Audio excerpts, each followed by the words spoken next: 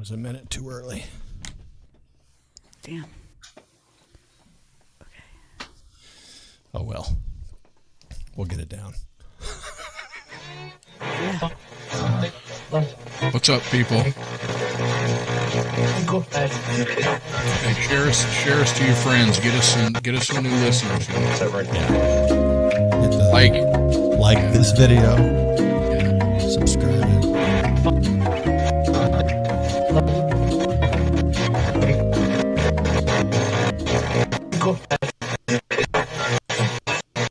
Tune that damn radio. Oh, that's not the right station, Rusty. It's all staticky. It's all staticky, though. I like it. Well, it's like elevator music. I don't even know. You guys ready to do a show tonight? Not really, but we're gonna fake it. Nobody'll know. No, just they don't even know we're here, right? Not yet. Yeah. All right. Well, I suppose. Hello, my love, Miss Bubby. Booby. Miss Booby. Huh. Coming in hot in 10. Michael Bublé. 5.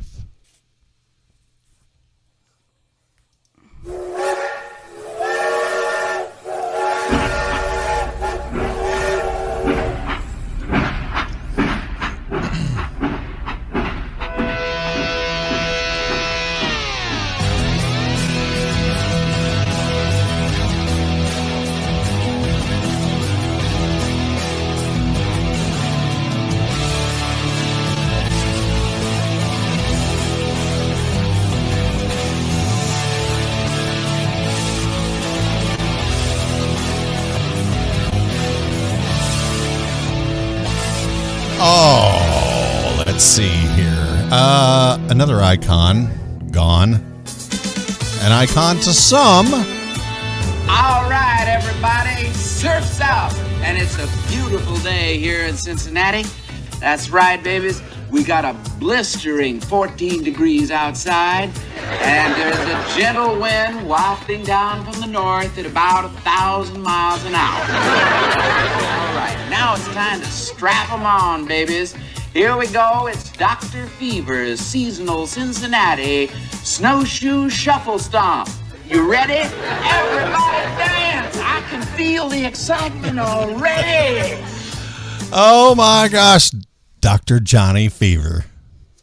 The guy Johnny who played him, Fever. He died age 81 from WKRP in Cincinnati. You guys remember Dr. Johnny Fever? He had all these names. And I do remember. He was the coolest.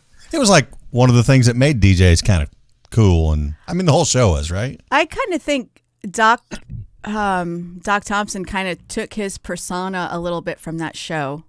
You think so? Yes. I do. I thought so Yes. right away, but I don't remember him connecting any of it to it. But like Doc Thompson and some of his antics, I think, were rooted in that show. Okay, I guess I can kind of see that. Yeah. What's wrong? Nothing. Go ahead. Oh, I was going to say, don't tell me we have another issue. No, I was just making sure. Oh, no, it's all good. Good. Yeah, there's I can't. It's just like it's never ending for January. I know. I just got a text alert that former Miss USA dies at age 30. Yes, Miss. I don't remember her name, but she doesn't just die. She committed suicide. She jumped off a building. Chelsea Christ. Never heard of her. 2019 Miss USA. Wow. You know, I guess to be fair, actually, I never thought of this. Bobby said WKRP was basically before her time. A lot of our listeners might not remember that. Now that I think about it. Yeah. I mean, maybe it's got to be a certain age. Yeah, we're people of a certain age. Of a certain age. We're old. Yeah, that's Not old, a nice but way. just older than. That's how they know. describe the Golden Girls show. It's women of a certain age. Oh, That's they were right. old. Naitu Say Ni. I don't think he was even born, and that show is already off the air. No, he was not, because it ended in 82. Mr. Naitu Say Ni was born in 84. Yeah. So there's that. Don't ask how I remember I just don't. I don't know, but I don't know. So It's is sad, that- you know. You see them come and go, and then every time it's getting to the point for me that all these people that I grew up with, it's starting to be people from our era who are dying. Oh man, that's like, yeah. It's kind of like I remember my grandparents reading the newspaper every day just to look at the obituaries. My face is crooked, apparently. I'm trying to. Right, when your grandparents read, or parents, depending on how old you are, they read the obituaries to see how many of their friends died. Yeah, and, I mean, doesn't it kind of? We're almost there. Yeah, and I don't want to say it's scary, but it just makes me more aware of, you know, life is not forever. Honestly, life is fragile. Damn, you know what? Make every second count with the people you love. Amen, You know what I mean? brother. Yeah. I mean, really, I'm seriously, I don't take this for granted because you never know. I mean, any of us could walk out that door, go to work, you know, or whatever you're doing. You could just, that's it. Get You're hit done. by a train or something. Oh, ugh, that's morbid. But Well, yeah, we're that can coming up. happen. We're coming up on the 3rd anniversary. We are. Doc Thompson, We are. It's what's the meaning of death? the opposite of life. Okay, fine, but I mean, everyone always asks, "What is the meaning of life?" Well, let's. It's totally subjective. Sure There is it no is. one answer. Yeah. My belief is it is a transference of energy from one universe to another. You've been talking to Rocky and Ron. Because no, it's just I believe that because energy cannot be created nor destroyed, and there is obviously an energy of some kind that causes all of these thoughts and all of this reasoning and allowing us to create things and delve into our own minds, and there's an energy there. There is a piece of a higher power. We were created in the image of our creator, supposedly. So when you die, that energy's got to go somewhere. It doesn't just cease. It moves. And it transfers. I think Existential everyone, thoughts with Rusty Lugnuts.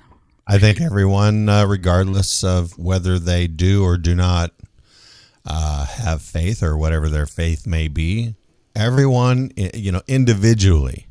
Look, you can go to the same church, read the same Bible, listen to the same pastor, you know, whatever, and still have an individual vision or thought process of what happens when we die.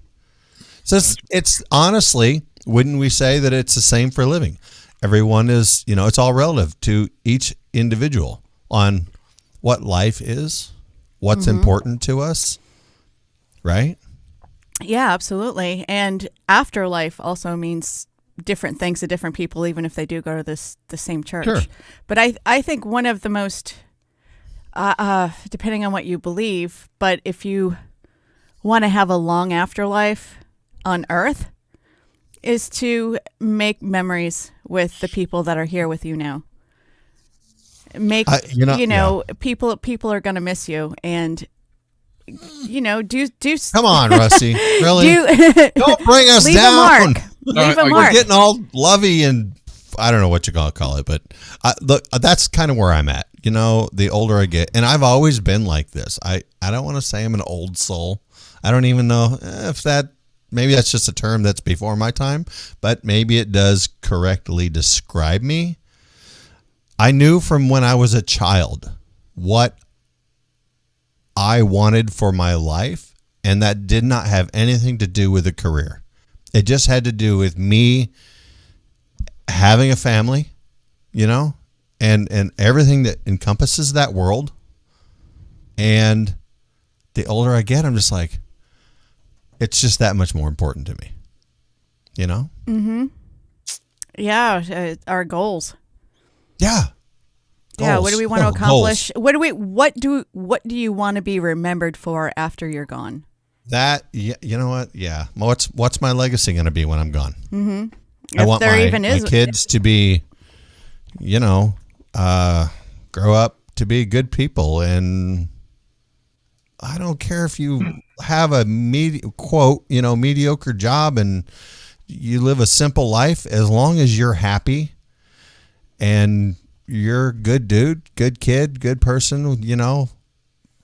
Gee, what else could make the world any better? I want to take this opportunity and a break that you got right there to thank, I see two of the three of our Patreon people in the chats in the YouTubes tonight. What do you mean there's three? We've got like 4 million Patreon subscribers. These are special. Timothy Ratliff, special ones. You're right. Leslie Holker, and Barbara Danko. Were the first three. That's right. That's right. Three. There's many more. They will be getting special content. They just don't know their special content. They just don't know. We're gonna over on Patreon. Show up at their door one day. And you know, if y'all want to support us, like those fine folks. No, not if doing. You do. You put that. You embed that in. No, Rusty, you don't give these people hit the like button over here on YouTube's and Facebook. I guess if you're over there, whatever. You can't give them the option. You just have to. Say, look, you know you like us. Otherwise, you wouldn't be here listening. Go over to patreon.com/offtrackgang. You're probably going to have to type it in because I tried searching us on there and it never brought us up. Maybe it is now. I don't know. But patreon.com/offtrackgang, all one word, of course. And, you know, throw us a couple bucks. It'll help us maybe improve, maybe buy some writers that'll make me funny. I don't know. You know, whatever. But yeah. So kind of to go along with what we were talking about, you know, kind of living every day, make it count. Bobby and I did something this weekend I found very important. I think it was very cool. She had Is this good party. to tell the public? I didn't hear anything you just said. What? Is it okay to share it with the public? Yeah. Oh, okay. I'm going to. Oh, okay. Oh, whoa, wait a second. Hold on a minute. No. She had a work party, and I got to meet all of her coworkers. And I thought it was really cool, not just to meet them, because I'm a people person, as much as I say, hey, people. That's not what I mean, you know. But we got to go axe throwing. I've never done that. Neither had she. Yeah, that's a new chain thing. That's a new thing where restaurants and you have, you know, I loved there's it. nothing better than drinking beer, having a shot of whiskey, and throwing axes, all cattywampus. Oh, if you knew. Somebody's going to ruin that. Somebody is going to ruin that experience. Okay, why are you being a naysayer? Because it's bound to happen. I mean, come on. This is Rusty's part in this is his role in the show. Just bring us down a couple notches. So we did. Not her and I don't know if anyone else had ever done this before, but neither one of us had done this, right? This axe throwing. And yes, there was a bar there, and I from the time we got there to the time we left, I only had 3 beers. Mm-hmm. I did not know the alcohol content of said beers were 11% each. What the hell beer were you drinking? Was that Bud Light Platinum or something? No, and I loved it too. It was I had not had this before. Zima. I want to tell you I almost swore at you right there. I almost told you to F off, and I almost dropped the bomb. From Zima. No, it was Founders, White Claw, whatever. Founders Highball Drifter. Let me tell you what, it's good. It's not real dark. It's a light amber kind of. Oh, that's cool. Is that like a play off of High Plains Drifter? Is that her internet going or mine? My internet's going? Yeah, it's kind of breaking up a little bit. Yeah. But it was really good beer. And the axe throwing thing, I was just, I didn't know if I'd like it, but I did. I really enjoyed it, you know, and Bobby actually ended up winning. They put us in teams and we played, I guess you want to call it kind of like a dart game, you know, because they have the numbers and all this and the points. And they started out with this game called 60-30. Whoever the first to 60 wins. But if you get to 60 and you go over, it drops you back to 30. Oh, wow. Is that Yeah. kind of like darts? Yeah, right. So, Cool. and I got to give credit to my girl. She wasn't hitting the boards. It wasn't sticking, right, in the beginning. This girl comes back. She gets us to 60. She goes over with a bullseye, then comes Dang. back and wins the game for us. Man, that bull must have been Nice. pissed. She was rocking it. I mean, I did all right, I guess, but she won for us. So Yeah, nothing says fun times than alcohol and sharp objects flying through you're the not air, throwing right? them up at people. No. There's no one in front of you. It's all I want- caged in. There's nothing but a wood and a target in front of you. That's it. You're not allowed to go out there when someone throws. Anyway. It's not hillbilly stuff, where they go, hey, God. try to hit my glass of beer. Put an apple on your head. Will you tell? No, it's nothing like So that. to it was back up just a little bit, tell someone, this is from Knights, tell someone you love them today because life is short, but shout it at them in German because life is also terrifying and confusing. Yes. Which is pretty good. Screaming in German is terrifying. Yeah, and confusing. Screaming that you love them in German because, How do you say I love you in German? I don't even know. No, that's Arabic. Oh, Yeah. I only Look, know Italian. You can say that's racist, but that shit's true. I think in French it's ménage à trois. That means I No, love you. that is a threesome. Oh, No, damn it's- it! No, me no. again. French is je t'aime. Je Son t'aime of means a I love you. biscuit eater. Je t'aime beaucoup means I love you very much. That is French. Damn it! So I feel scammed. you're like, Judy, menage a trois. let's have a menage a trois. Nothing says I love you like a threesome. There you go. No, not I me. get duped I'm all out. the time. I get duped. I'm out. That's You know, not it's for me. it's interesting. I'm not sure if I told you guys. So in Italy, it's te amo, but you don't tell that to every. You know how like we tell our friends here, love you guys, Yeah. or even our kids or cousins. In Italy, that is frowned upon. You only say ti amo to your lover, your partner, your husband or wife. You can't tell that to your kids or your mom and dad? No, because ti amo Oh, that's means bullshit. romantic love. What they say to their kids and stuff is ti voglio bene, which means I like you very much. But the word love is reserved only for your romantic partner. Really? And I'm saying, I just noticed that. I know, you're doing your finger I'm doing- thingy. Yes, You're it's doing your finger thing. Oh, sorry. For So- those who are not watching, that's not the finger thing she's doing. She's doing this Italian.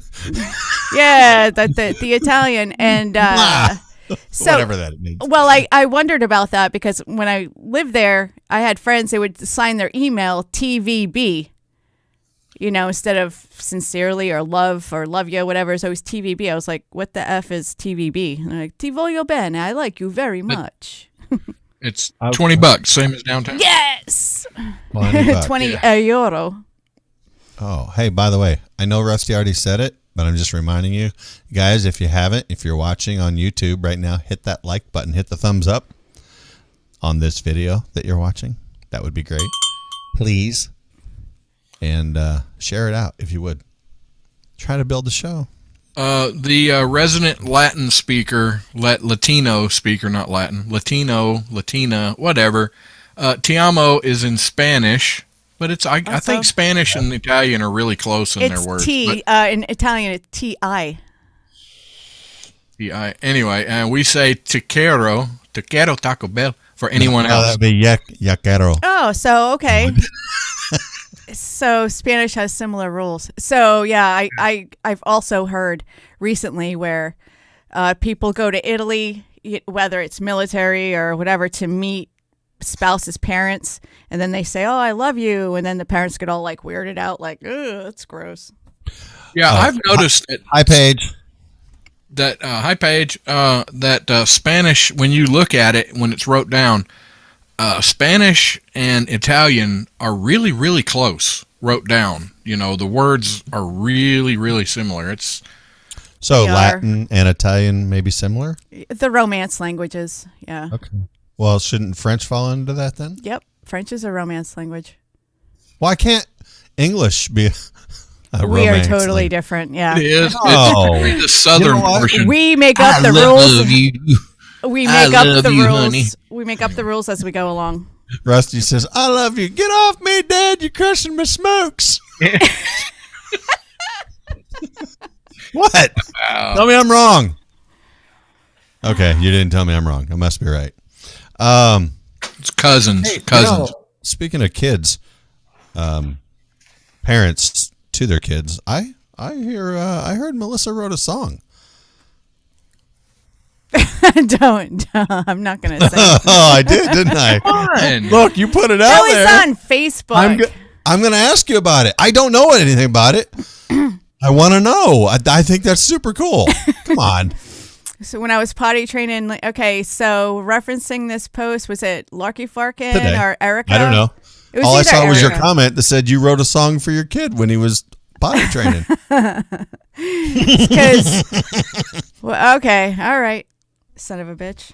Now I sound like Joe Biden. Stupid son of a bitch. So when I was trying to get him to understand to poop on the toilet, Yeah. so there was a little jingle. It was, poop, get out of my bum. Poop, get out of my bum. Poop, get out of my bum. Push it, push it, push it, push it. Poop, get out of my bum. Poop, get out of my bum. Push it, push it, push it, push it. Push it real good.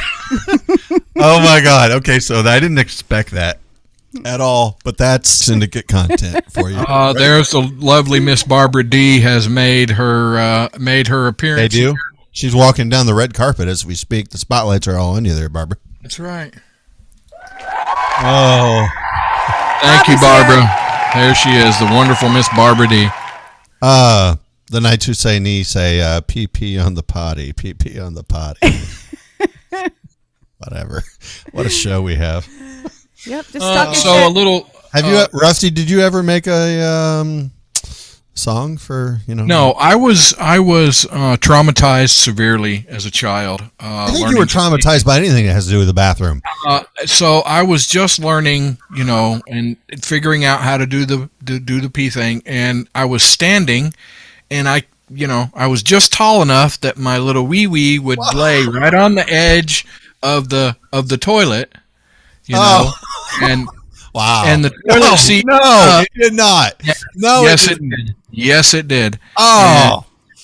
And the toilet seat fell, and yeah. Question. And I screamed bloody murder. Go ahead, Sean. Showing in the back over there. From Mojo 50. Mojo 50. Is this in a public bathroom by chance? No, this was at home. This was at home.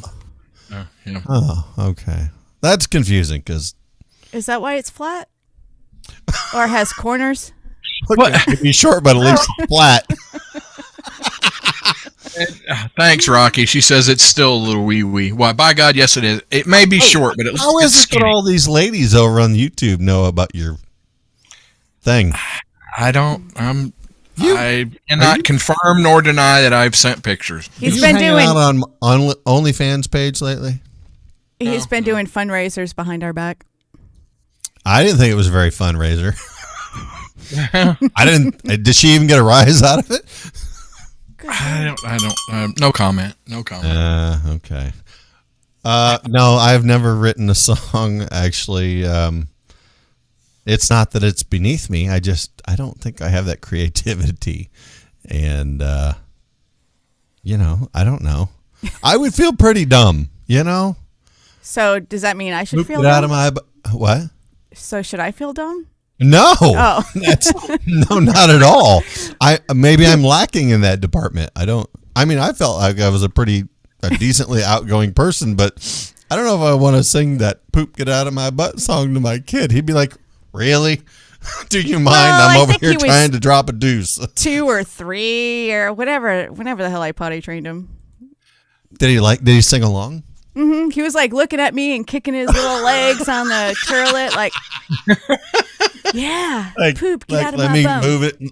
Move it. And I would dance, and I would stay out of the bathroom and then just dance like in front of, like behind the door, like in the hallway, and like make little dances and sing "Poop Get Out of My Bum" and pretend I'm walking downstairs, doing all kinds of stuff. Because pooping should be fun. I want to tie together the friendship and telling people that you love them and the potty training stuff with this nice little quote. Friendship is like standing when you're drunk, standing there and peeing on yourself. Everyone can see it, but only you get that warm feeling that comes with friendship. Alrighty. That warm feeling. I'm almost done with my list already. This is not good. I mean, we're only into a half hour of the show, and I'm about done with everything I had written down. Really? Well, we just segued from one to the other. Well, great. I don't know. You guys are guys, but there's another thing I saw on Facebook that's been going around all week was those, and the girls would understand. Is Erica listening? Yeah, Erica's listening. Stirrup pants. Stirrup pants. All right. Guess we'll come back with stirrup pants. Ladies fashion is on the other side, guys. Don't miss it. You want to stick around right here off Track Syndicate, Mojo 50.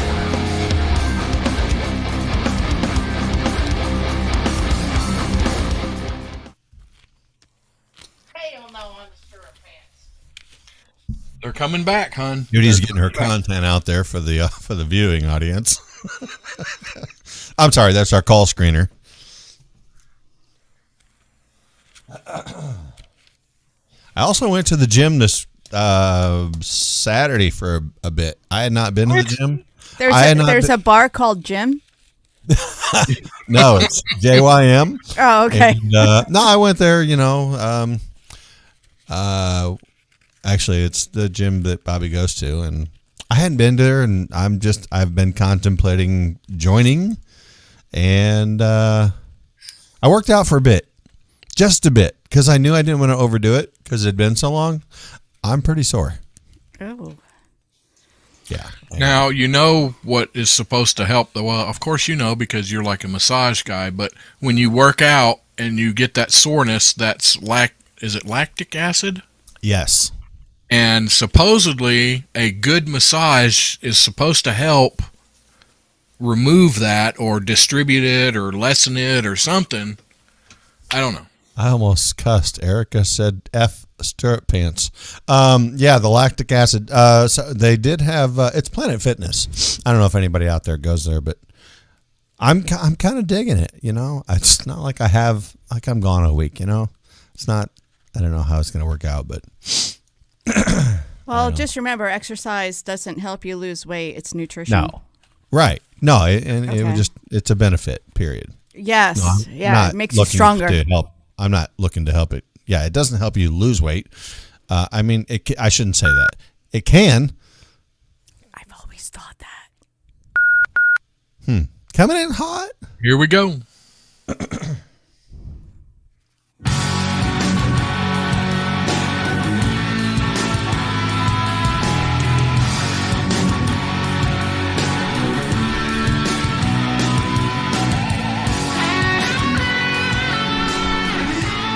Oh, welcome back to the best of stirrup pants, women's fashion, right here on Off Track Syndicate. Take it away, Melissa. I've been seeing on Facebook the last week that people are posting pictures of stirrup pants in the store, bringing it back old school. Well, if you think the 80s are old school, but a lot of people think it's gross. I think it's okay. And I don't know about maybe for today, but it brought me back memories because the style where I grew up in Rhode Island was to have socks over your pants. And some people wore sneakers. I always wore boots. And it just made it a lot easier.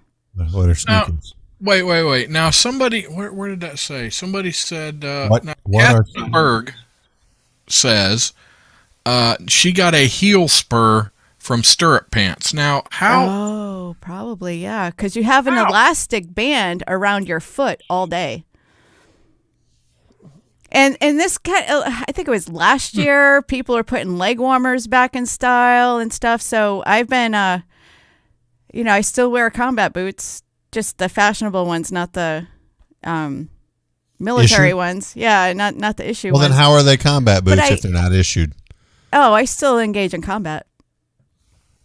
Well, there you go. All right. So Moving on. I have to wonder how is that? Kathy and the Berg Reebok high tops. That's the Yes. Yes. Yes. So Never a fan of actually, Reeboks, but yeah. If anybody played Little League Baseball, Yes. you actually wore a version of, but it wasn't stirrup pants; it was stirrup socks. Or mine were anyway. Yes, that's right. I just We did. thought of that. We wore those over our tube socks. Yeah. Yeah. Yeah. I But want. what was the point of that, really? I want to see pictures. I'm not sure. Was it to hold up your sock to keep your socks from falling? Because they were tighter on me than regular socks. I don't know what the point is. If anybody, hey, Increase- Vanessa's watching. Hi, Vanessa. If Increase anybody out blood there circulation. knows what the point of us wearing stirrup socks back in the day was,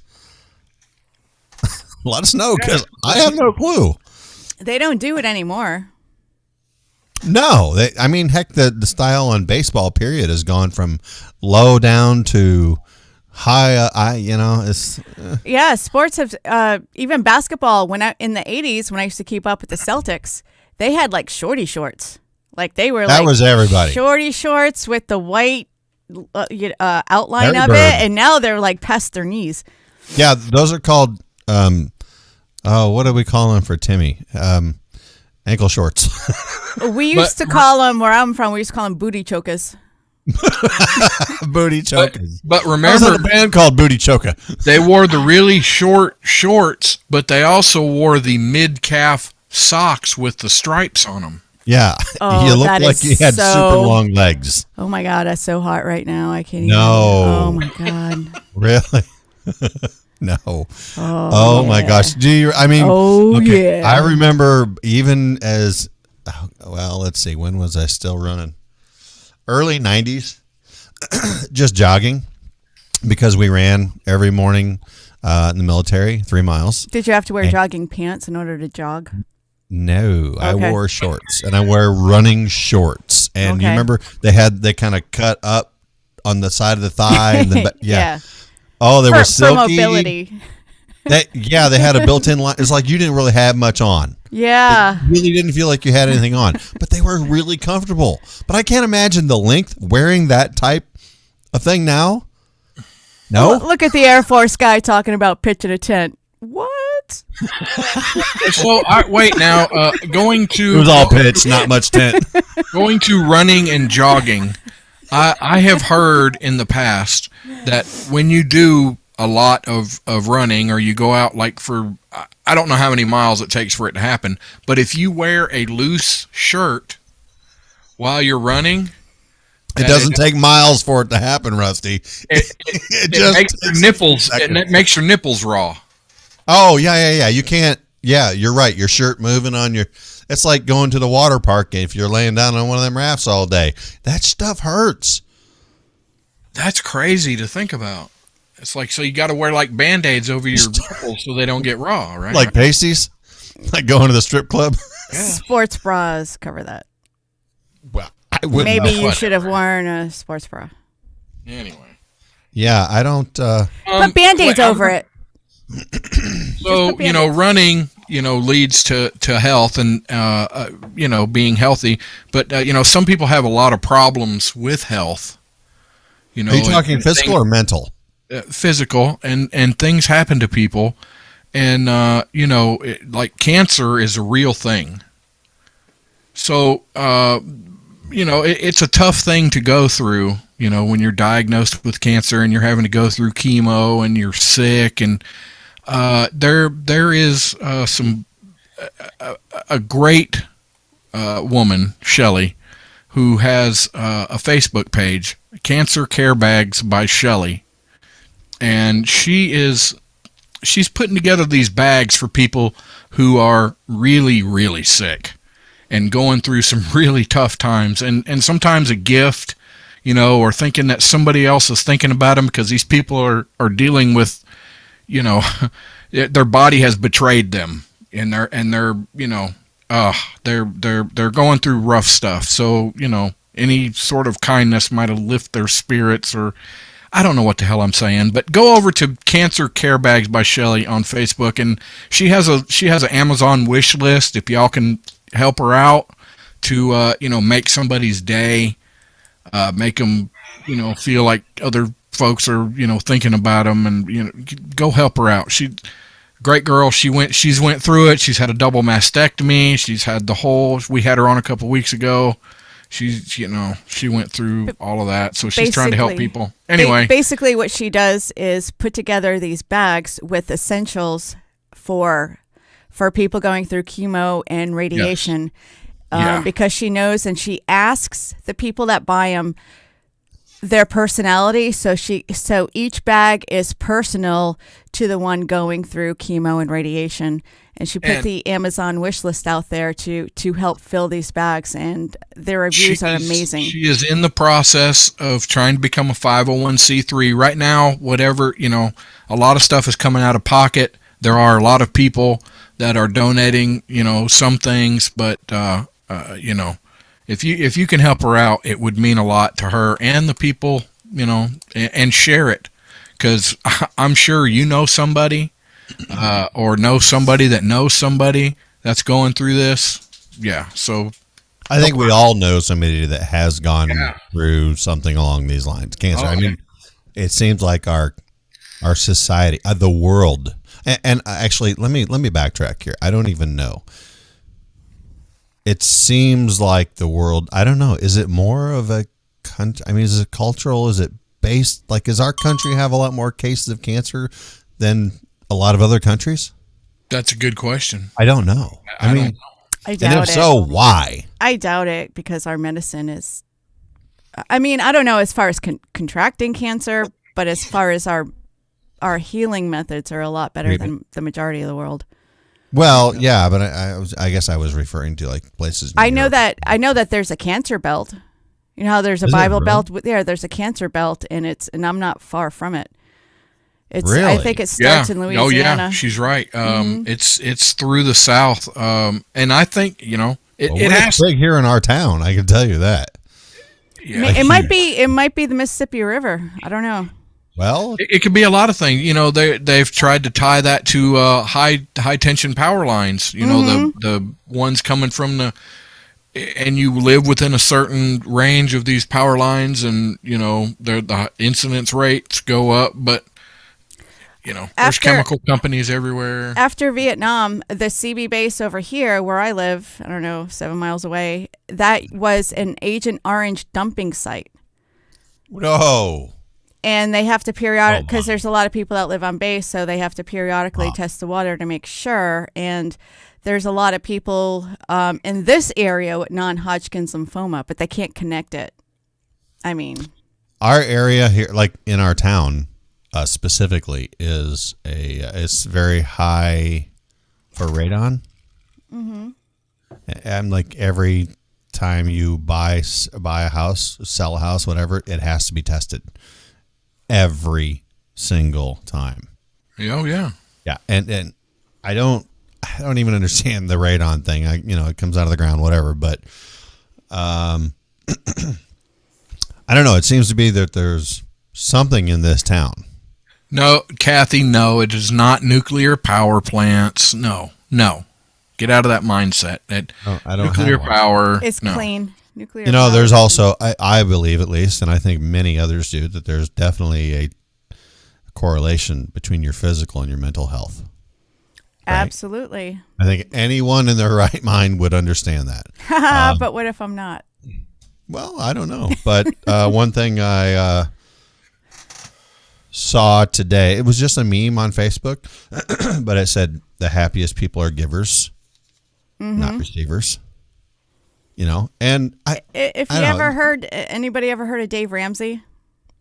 Oh yes, he is the man. I'm not talking about money. I'm just talking about but that's what he talks about as far as part of his plan isn't getting out of debt or paying off your house. Like, you have to be a giver. to Yeah. maintain to Yeah, to and become happy. and that's what my point about that is I'm not talking about money. I'm talking about giving yourself whatever that may translate to each individual. It could be hell, I don't know, volunteering, helping out your neighbor. It could be Selfless. anything. It could be Absolutely. It could be getting coffee for your husband. Whatever. I totally agree. I think everybody should give themselves. Ladies, Here we go. if you'll call me, I was trying to be serious. I knew I this. will give myself. I will. You're married, right? Right. Hey, the call screener's listening. Wait. Oh no. What? Hit him hard. Hit him hard, call screener. No. Hit him. Oh, she got the stick out. Son of a! I felt it I over said here. Stick. I'm just kidding, honey. No, you weren't. Ow! Damn it! Rusty, Judy doesn't believe you. I forgot she was sitting over there. Jeez. Anyway, It could be anything, really. Whatever, like I said, whatever that translates to you. I mean, and that's if I'm being honest, that's something I. Not that I've been a receiver my entire life, but I think it's just. I'm just learning that. The more I try to do, it just makes me happy. I just feel better. And Nights Husseini says it best. It could be as simple as giving the Off Track Syndicate YouTube page a subscribe and hitting the like button. I would agree with that. It could be, that's it. That is giving. Wow. What an ass kisser. But thank you.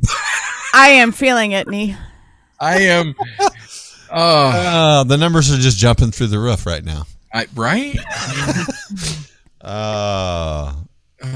But I think that should just be everyone's goal. Just get one thing a day. I like random acts of kindness and Yes. and Okay, pay it forward. Yeah, so I I tried also to give to Warhorse Legacy Foundation. Yeah, absolutely. See this right here above my warhorselegacy.org. Oh, looky there. Warhorse Legacy. And right there. Yeah. warhorselegacy.org/donate. These wonderful ladies have put together a... What the heck are you doing? I got my hat on. Have a My trucker hat. 501c3. They are in Arkansas. They have a 140-acre... I thought they were in Arkansas. Shit. No. Yes, they are in Arkansas. Oh. What do you mean no, Rusty? No, I said they are in Arkansas. Oh, okay. Yes. And well, Sean, you're better at I'm terrible at the You're doing fine. Well, I'm Okay, so I hope there's someone new here to hear all this. You got nothing? Okay, so anyway, no, seriously, we all know. Go help out the veterans, and we prefer you do it through Warhorse Legacy Foundation because, well, we love them, they love us. They're part of our family, and we just want to help the veterans out. So. Oh yeah, I love Val. Oh yeah. That's not what this is about. Sorry. Val, however, did send us something. I don't know if Melissa got it as well, but she sent us this little video of an item that you put on the tracks for an actual derailed train.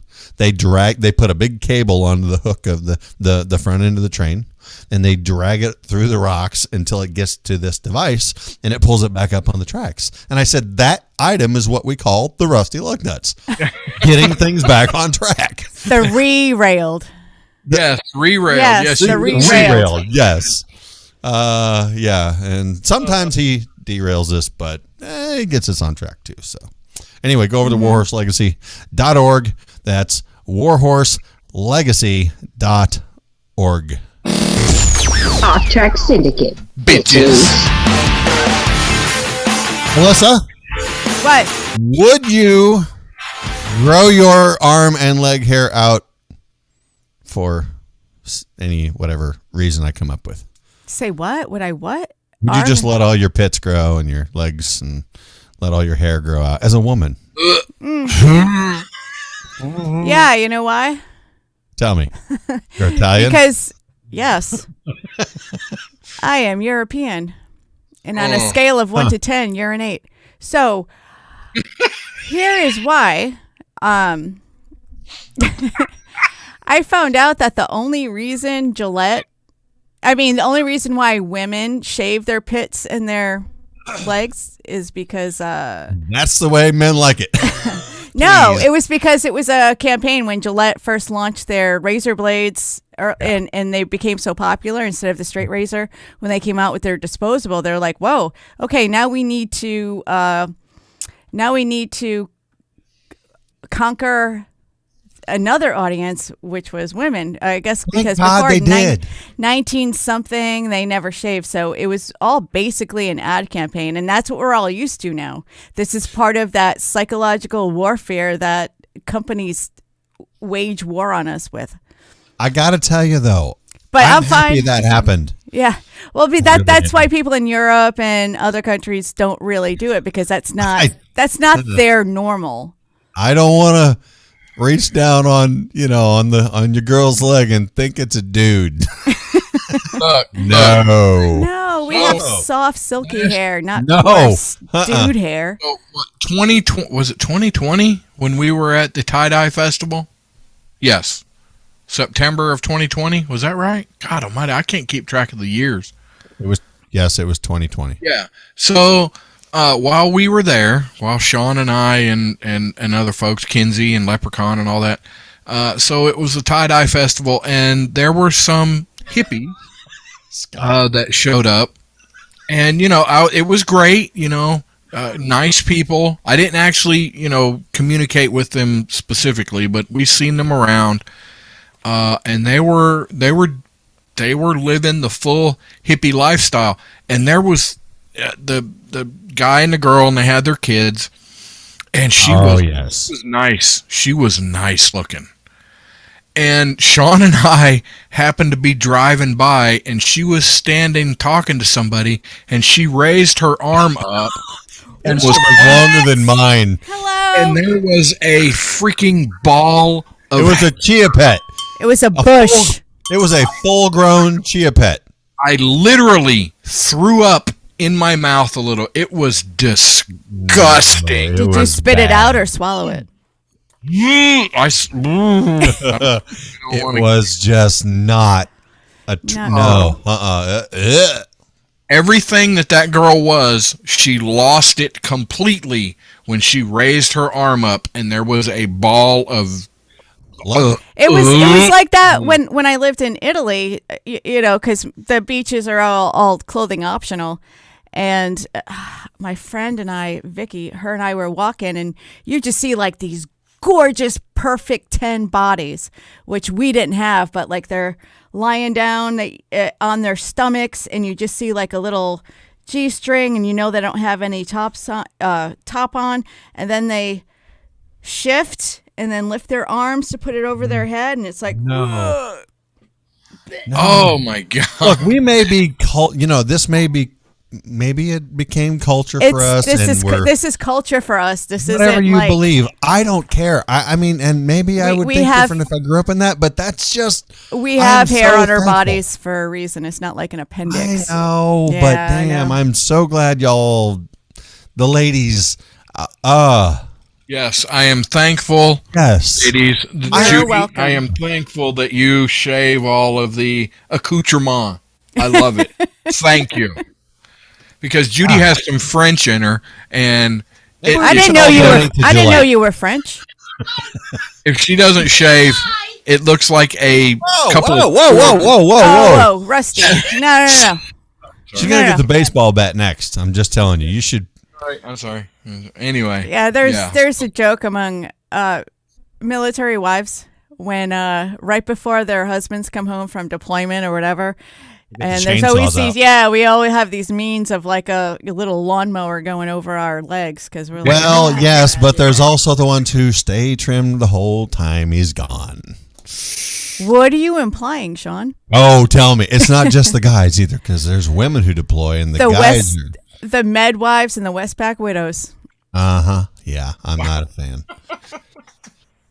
Anyway, the reason I brought all this up is because I had noticed watching 1883, the new prequel to Yellowstone, at least So proud of you guys. The young girl, is it? I can't remember. Yeah, her name because now. it's prior to 1900, before the Gillette campaign. Yes, but I'm happily surprised that they. I mean, it was like, whoa, but okay, they're on track. They did things for the show. Yep. It was kind of cool. Yeah, it was. That is pretty cool. Have you been watching this at all? I'm already done. I'm waiting for the next season. No, not Yellowstone. I'm talking 1883. Yes, 1883. I started that as soon as I finished Yellowstone. Yeah, there's only 6 episodes out right now. Yeah. I have not watched episode 6. Is there another one out? This was like 2 weeks ago. Yeah, I don't know. They dropped another one early yesterday morning. Shut your dirty whore mouth. Episode 6. I did not know that. I did not get a notification. And see, look, this is the one thing I don't like about. I'm calling the manager. Karen, call the manager. I unfollowed one of my Yellowstone things that I've been following on social media. I don't remember, Instagram or Facebook, something. But someone had posted in there about something from episode 6 that I had questioned after watching episode 5. And I'm like, you literally just told me what happened. Stop. Oh, I unfriended somebody years ago for, I think he was a little passive aggressive, and he used to post spoiler alerts for The Walking Dead. I got so pissed off. Oh my gosh. All right. So I haven't got into I tried the Yellowstone thing. I don't want to say you have to do this. You don't have, for me, I know. Look, it was a little hard to get into, honestly, for me, but I did. I just got into the characters, and boy, were they! I finally found something I enjoyed. So what I am on right now is an Ozark kick, and That's I am. Wow, I am halfway through season 3, I think right now. I'm addicted, hardcore addicted. Now I would like to try 1883 because Sam Elliott. That's why. Yeah, he's good. He's good though. He's fantastic. I really I think the thing. Okay, so here's what attracted me to Yellowstone, and then of course now 1883. And I know we've talked about this on the show before, but it's a new show. It's present time. The Yellowstone is. It is completely the opposite of being woke. It is not at all political correct, and it doesn't get a lot of press, I think, because of that. But there are so many people out there watching it, and I think that's the reason. That's one of the main reasons, at least. I think the only thing, as far as present day arguments that came up, was the fact that, and I mean, it had nothing to do with that chick that got killed by her fiance recently, but they were talking about women that get kidnapped or abused and stuff like that. The Native American women are never brought up in the press. It's only white women. But that's the only thing that I saw that might have been, I don't know if you call that, I don't think you should call that woke, but that's the only like controversial thing that I saw brought up.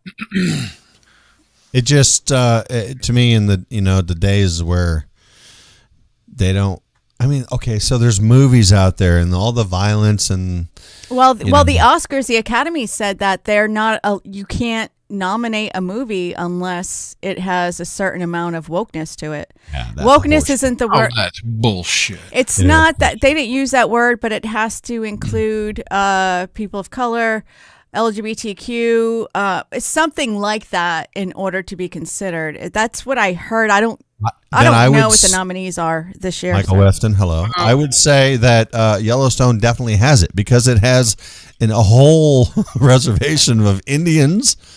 Feather Indians, not dot Indians. Yeah. Look, it's what's in Montana. Exactly. Period. It really is. Otherwise, it would not be real.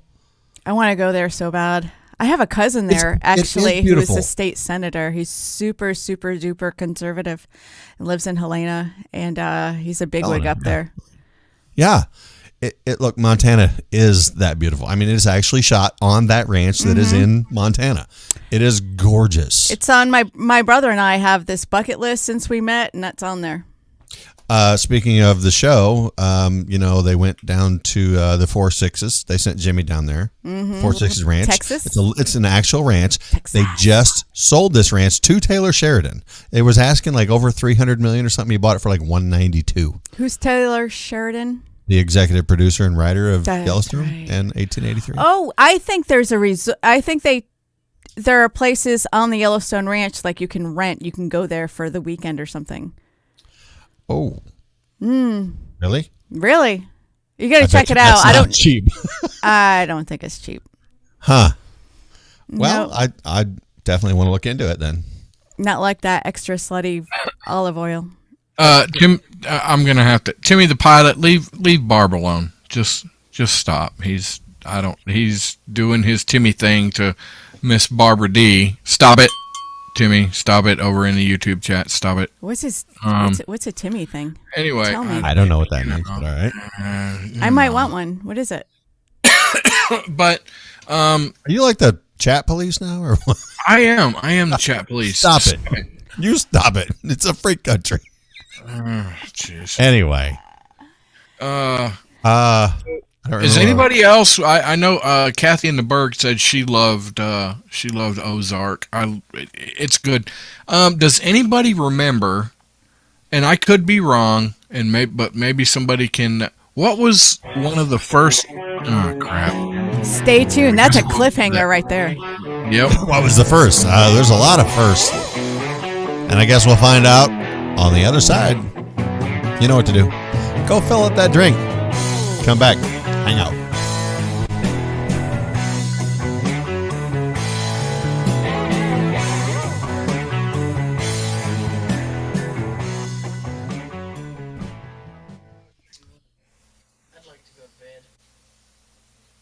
Give it to me then. Well, good night. Go to bed. Give it to me. What is it, dead? No. It's almost full. It's muted.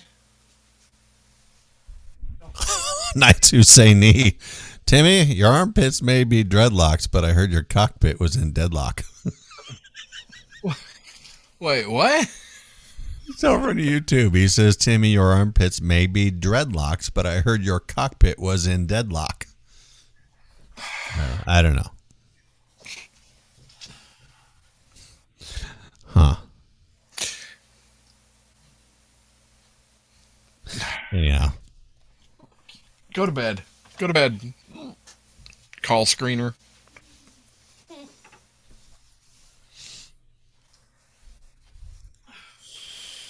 Good night. Good night. Good night.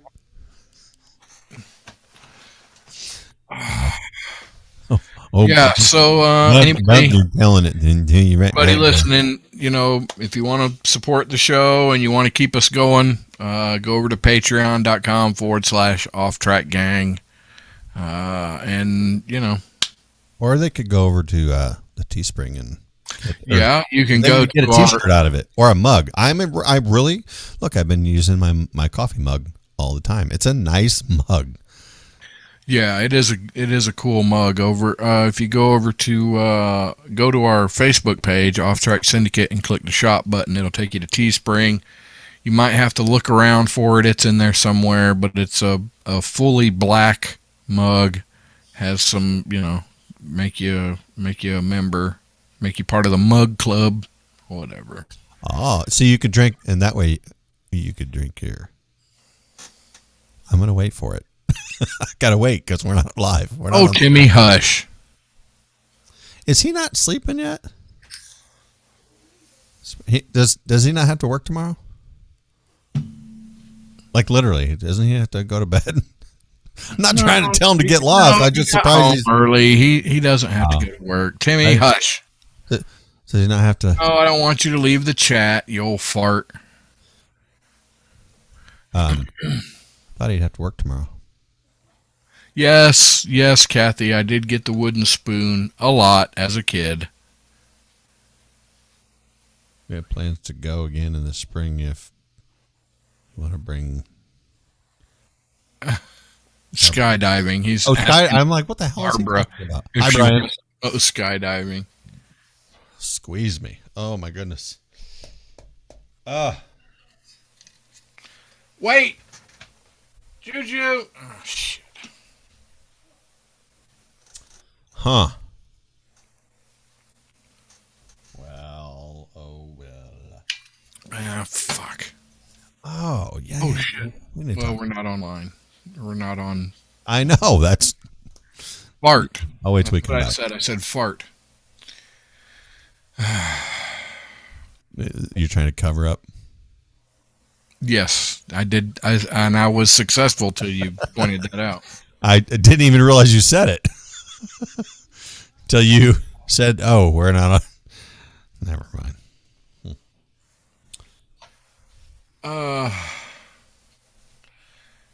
Yes, yes, Sarah. I love you, dear. Yes, I'm giving you the love. I'm gonna give you the love. Oh yeah. Oh, anyway, here we go. 3, 2, 1.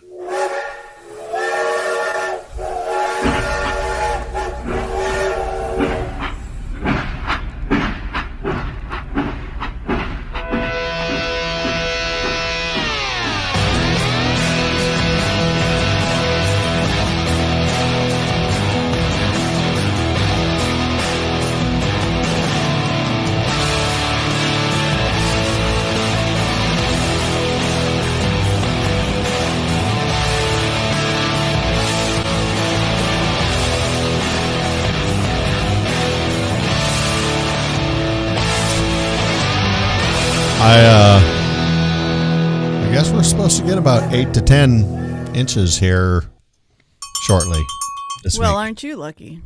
No, snow. Oh, I just walked in on this conversation. Sorry. Yeah, so there's snow.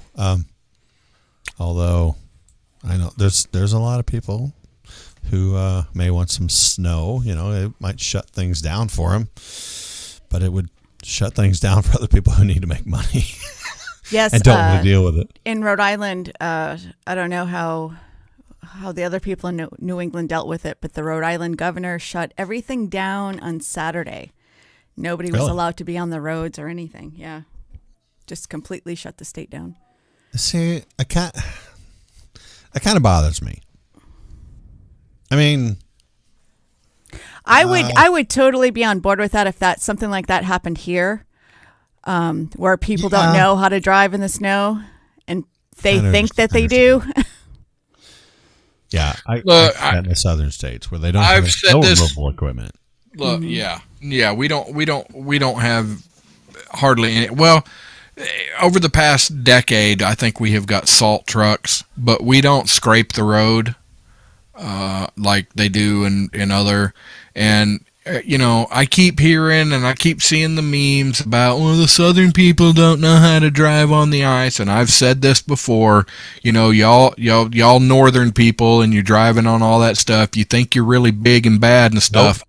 But you get down here in the south where the ice is all over the roads and they haven't treated it and they haven't done anything. Guess what? You can't drive on the ice either.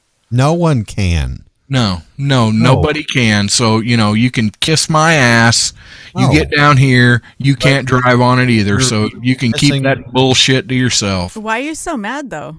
I know. Geez. Because I hate so hearing what? it all the time. Because my wife's family made the same, you know, her dad and them made the same freaking stuff, the same comments, and then in the winter of 93, when there was ice covering the roads, guess what? They couldn't get out of the damn driveway either and go anywhere. So, you know, y'all can kiss my ass. You can't drive on but shit. but I mean, We know they're just full of shit. If it's that icy out, you shouldn't be driving. Pull over, go home, stay home, whatever you want to call it. Snow is another story.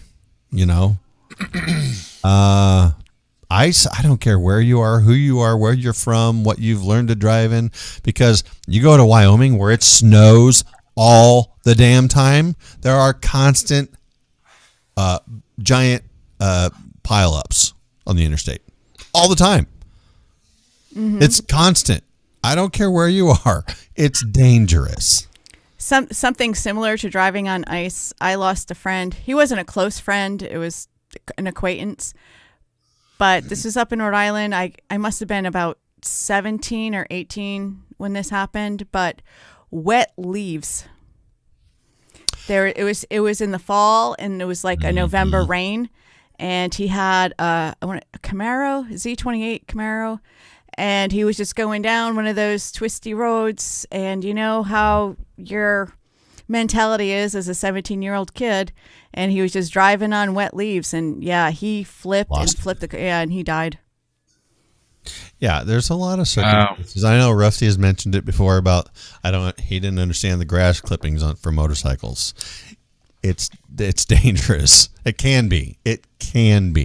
Are you talking about when people mow their grass and then? Yes. It shoots it out into the roads. Okay. Yeah. It can be dangerous. Anything that, causes you to lose traction. Yeah. Duh. It's bad shit. Mm-hmm. Whatever. What? You can talk shit about people with ice, but if it's something you don't want to hear about, whatever. I know what that means. Wet leaves. Yeah. Means I'm right. Do you want to be right or do you want to be happy? That's a good question, Rusty. You want to be right? I want to be right. I don't want to be happy. So. Well, we know you're not happy, so. What do you guys think about this Spotify stuff? And I'm not talking about the COVID aspect of it. I'm just talking about people leaving. They can do whatever they want. Yeah. I looked at it. They're making a statement when they do it, but whatever. Yeah. There was controversy saying that Neil Young has his own platform and he was trying to, but I don't really know. I'm really not. I don't care. I don't. Well, the artists so far that have left, Neil Young, obviously Joni Mitchell has since pulled her stuff, and then some guy named Nils Lofgren, I guess, is looking into pulling out. Thank you. And okay, if it were to gain traction and more contemporary, relevant artists were to start taking their music off of Spotify, Pandora, whatever, Spotify in this case, meh. Okay, I don't think it did say that Spotify they're going to put their rules up now. Something I didn't along see those that. lines. Like, what kind of rules? Is it like? Well, I guess they already had. What's the term I'm looking for? Their protocol, maybe, for content that has to do with COVID. If people don't want to listen to it, if they don't want to hear whatever that show has to say, click, turn it off, change the channel. I don't even have a Spotify account, so this isn't affecting me like it's affecting other people, but I don't. It shouldn't have to affect anybody. It does. So really? I saw on Facebook there's a famous psychologist, and she's really, really good, but I'm sure she's very, very left also. But she didn't pull her stuff off of Spotify, but she stopped posting. But her information is very helpful, especially for somebody like me. It's like, well, don't stop. Just go to a different platform if you don't like Spotify. Just, go to Stitcher or SoundCloud or whatever. Keep doing your stuff and just don't put it on Spotify if you don't like it. Like, it's kind of irritating me that all of these like firm statements need to be made. Like, oh, I'm not, but I don't even use Spotify. It's not all about me, but this person I don't use it. Who she is renowned for her treatment and and stuff with trauma and shame and a lot of stuff. And I know men and women around the world love her, but now that she pulled her stuff from Spotify, I'm like, what the hell? To me, it's just another version of the cancel culture who, you know, they're like, well, we don't agree with what you're putting out there, so screw you. What happened to everybody's opinion matters. You'll look, if you're going to only listen to one viewpoint, you'll never learn anything. If you don't listen to every side, and I'm not saying one of two sides, I'm saying all the information is important on any subject. Sean, this is what I was trying to get to last week when I was talking about critical thinking. And one of the first, everybody thinks that their viewpoint is the right one. Everybody thinks it's they're correct. But one of the first things, besides bias, knowing your personal bias, is you have to understand, I don't know what I don't know. Yeah, exactly. And you'll never know if you push it all away. Exactly. And of course, we're never going to know anything. We're never going to know everything, but you know, to try to figure out, you know, I'm just on this huge critical thinking kick, and it makes me question myself, and it makes me come to terms with the fact that I was wrong about a lot of things. And that's not hard, and that is very difficult actually for humans to do. So I've been going down this road, and in order to do that, you need to listen to all sides. And I'm not even saying both. I hate the whole binary freaking. Yeah, both. My ass. Yeah, I hate the binary system and how it's taking over health, how it's taking over education. And I know that's part of politics, but it irritates me. But I don't know what I don't know, so I need to find out. You know, go ahead, Rusty. Well, I was just going to say, I wished I was smarter on this, but it seems to me that, you know, the whole binary thing is kind of instilled upon you that there's either one way or, you know, or the other. There's no in between. There's no, you know, some of this could be true and some of this could be true. You're either here or here, which makes you, you know, choose a side. Close-minded, and makes you choose a side when you know all the information is out there, and there could be several different ways to go. You know, sorry, it's just limiting you, and I think it's purposely. Sorry, I keep thinking you're done. It's all right. Go ahead. It to me, it goes to any situation in life. If you know, look, you have a belief. You've been doing whatever it may be a certain way since you started doing that thing, and someone comes along and says, hey, you know what about, oh, well, I know what I'm doing. Okay, obviously, but there's also other ways to get the same result. It may work better for you. Maybe it doesn't, but you should consider it. There's other perspectives that other people have dealt with the exact same thing, and it worked for them, and it might not work for you, but it could work for you. It's all about having an open mind and admitting that maybe what you thought or what you experienced a few years ago isn't where you are now, and that's what I've been going through the last few years. And there could be something I missed. Yeah. But people are so depending on who you listen to, or they surround themselves. Okay, so many people talk about being in an echo chamber. I don't want to be in an echo chamber, and I'm a critical thinker, but I don't think anybody knows what that means. No, you can't be a critical thinker if you're only listening to people who are like-minded. Exactly. You're only hearing what you want to hear. That's confirmation bias. Confirmation bias. If you're surrounding yourself by people who agree with everything that comes out of your face, how are you going to grow? Mm-hmm. You will not grow. I won't grow if I sit and listen to all my friends or everybody who just says, oh, you're right, you're right, you're right. How about saying, you know what? You may be wrong, but don't get offended by that. Don't get defensive. say, okay, what am I missing? Mm-hmm. Be open to it. Otherwise, you're screwing yourself. You could be screwing your whole family. Yeah, exactly. But there's a lot of people, it's way too uncomfortable. Of course it is. It takes you out of your comfort zone if everything you thought you believed could possibly be wrong, or that you may have missed something. You could be completely right and still learn a whole lot more. Yeah, and also that is subjective too. I mean, Sure it is. between cognitive biases and cognitive dissonance, people's lives have been ruined because of that. I mean, there's that one book. Ruin their own lives. Yeah. Oh, yeah. Mm-hmm. Yeah, absolutely. It's the ability not to move on or not to be so close-minded.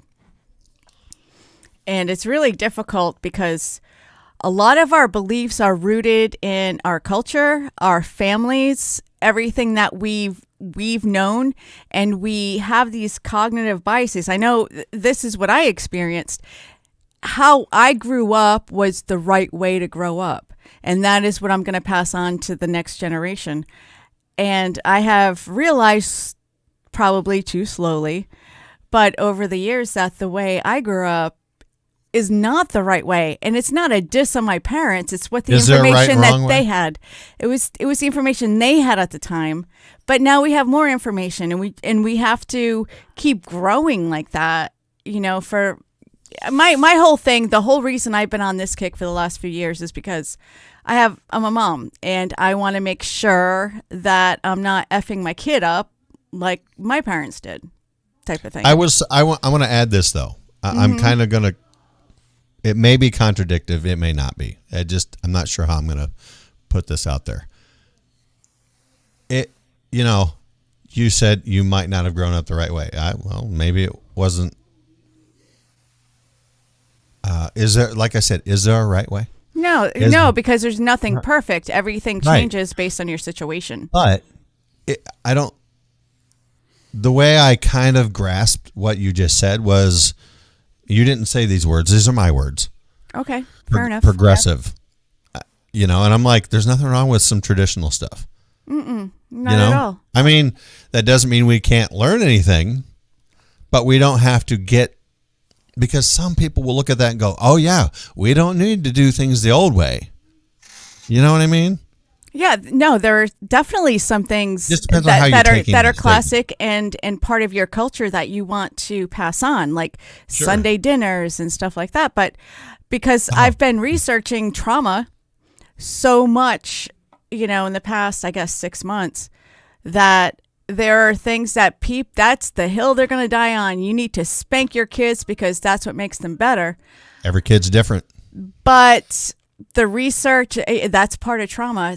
And also swearing at your kid. I think I said this last week, but there are things that we grew up on, but we have this bias because it's us and because it's our parents, and we're inherently protective of them, and because that molded us. That doesn't mean, my mom smacked the shit out of me and look how I turned out. I don't like that. I'm not talking about all that Let's stuff. get better. I don't like the word progress because it paints a picture of the leftist. So I mean, grow and change. Okay. Everything you just said, I don't think most people would go, yeah, that's a good thing. You should swear at your kids. You should beat your kids, whatever. I don't think that's ever been a thing to where it's like encouraged. It is encouraged. Have you seen Facebook? The reason why kids are like... Hold on. The reason why millennials is because they didn't get spanked. No, I'm not talking about that. Swearing, we discerned last week the difference between swearing at and swearing around your children. Yeah, that's really different. So I'm saying swearing at your children. Who in their right mind thinks that is a good idea? Some people might not think it's harmful. I disagree. But some people go, it's not a big deal. No, I think it is. My mom used to call me shit that I never even heard in the Navy. That's how bad it was. See, and I don't think that is a good idea. I don't think most people would encourage to call your kids names on purpose. You know what I mean? But there's so many people that are like, oh, these millennials and Gen Z, they need a wooden spoon. You know, you need to take your 7-year-old and have him pick a There should be a switch out in the balance in back there somewhere, right? and beat them. And that I was part of that camp. I was like, yeah, violence, the pain, you know, no means pain or whatever. I was part of that too. But now that I've researched it, and it freaking makes sense. Don't lay your hands on your kids. I didn't think that needed to be researched, but that's just me. I did. And you know that there are people. I know someone else who can verify this. There are people that they can be beat, and it doesn't matter how you try to discipline them. They don't give a shit. Rusty, take it away. Yeah. Thank you, because you know where I'm talking about. Yeah, it doesn't matter. It didn't matter. It did to me. It did not matter. I could have been held down. Well, I could have been held down and beaten. Everything could be. It didn't matter. It did not matter what my parents did or threatened. I was going to do exactly what I wanted to do, and I did it. Every single time. Didn't matter. I had to learn myself what worked and what didn't work, and I had to learn all of the hard lessons myself. So, I mean, you know, you could have beat me within an inch of my life. It would not change a damn thing. I was going to do it. If you said no, by God, I was saying yes, and I was doing it. But are you also saying that if they would have just asked you nicely, that you still didn't care? No, didn't matter. I was going to do what I was going to do. Didn't matter who said it. Cops, parents, teachers. And there are people out there just like that. Yeah. And it may work on other, you know, I don't know. Everybody's different. Everybody's different. Now, you know, I got lucky. I got super lucky when I was raising my daughter. I didn't have a chance to raise my son, so unfortunately, he was probably just exactly like me in his younger years. But I got lucky. My daughter was, and I'm not biased, she was an angel. She slept, you know, when she was a baby. I didn't have all the waking up at 3 o'clock in the morning. She went to school like she was supposed to. She went to bed later on like she was supposed to. She went and, you know, did her baths and stuff when she was told to. There was no fighting. I was super, I was spoiled as a parent because Ashley was good. She was just good. Yeah. And a lot of people don't have that. And a lot of us, I started having kids, or my one kid, very late in life, but some of us want to, you don't want to experience a cognitive dissonance because that's how you raised your kid. And if you spank them or you use corporal punishment, you need to justify that to make you feel good so you don't feel like a bad parent. I'm not saying anybody's a bad parent. I'm just saying that's what you had in your toolbox at the time to raise your kid. That's what you knew. I'm just saying there's more information because I used to spank my kid too when he was little. He was like you, Rusty. I could put him in the corner and take away everything he had, and he's just like ants in his pants, man. He was just, you know, obviously I don't do that anymore because there's no need to. Or right. You have a kid that gets straight A's, but he comes home with a B, and then dad yells at him because he got a B. Like, what the hell is that? All of that stays with, it embeds itself, even though kids don't have the vocabulary to express that, but that stays with you. Sure it does. Everything in life stays with you. My grandfather used to yell at me for not getting, I would get like 106 on a spelling test because of extra points, extra credit. When the max was 110, he'd be like, you could do better. Right. But along everything we just said, you still have to discipline. Exactly. You do have to discipline. You have to discipline to where they understand it's not comfortable. Yeah. I mean, true discipline. If discipline were comfortable, it's not discipline. It should be swift and immediate. But when you intentionally hurt your child, it's a sign that you lost control. Yep. And I also believe that people. It's not like they're doing it. Look, there are parents that are complete assholes. don't get me I'm not talking started. about them. Yeah. But there are people who want to discipline. I mean, well, they do. They discipline their kids. Who, I don't know. It's like they don't think that certain things are going to be harmful, and they're not trying to hurt their kids. No, they're not. That's And what we've they all done know. it. We've all done it. That's what I'm But- saying. That's what you have to learn by, because you think that pain stops the behavior, and that's what I always thought too, up until recently. Yeah. My thing was that I remember fighting against so much was when I got grounded for something, it was indefinitely. So there was no Expectation. limit. There was no It was expectations you're for grounded you. for indefinitely. And I knew when I heard that was bullshit. I could push the limits and push the limits and push the limit and be off of being grounded. And that was just what my parents thought, that would, well, if I tell him he's grounded for indefinitely, then, he's going to act a certain way. Nope. Let me take this in a different direction here, and because I've done this with explaining during a discipline situation. I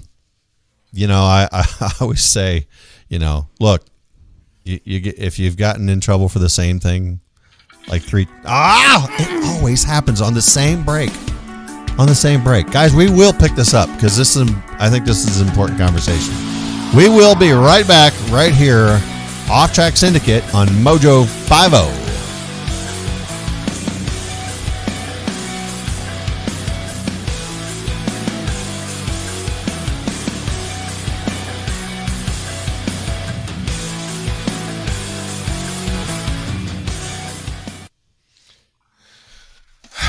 And stuff. Whatever. No, see, that's what gets us in trouble. Whatever. It's a good conversation. Sometimes the best conversations are the ones that are the most uncomfortable. Right? Oh, yeah. Like, who's watching midget porn regularly? That's uncomfortable. I wouldn't know. I've never watched midget porn. I don't plan on starting now. Thank you very much. Oh, I don't. Oh, no? Oh, okay. Whatever. I don't know, but we need to lighten things up. Shut up. Fine. Jesus. Look, you're the one who's never happy. Stop trying to make everything happy. Do you know what the name of the watchmaker who is half I have Irish no and clue. half Spanish? What's the name of the watchmaker who is half Irish, half Spanish? I don't know. 1 o'clock. Oh, my God. It's 1 o'clock. Yes. Huh.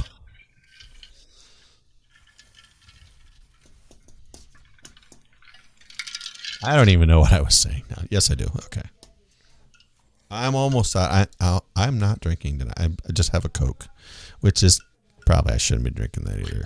But I have two unwritten rules.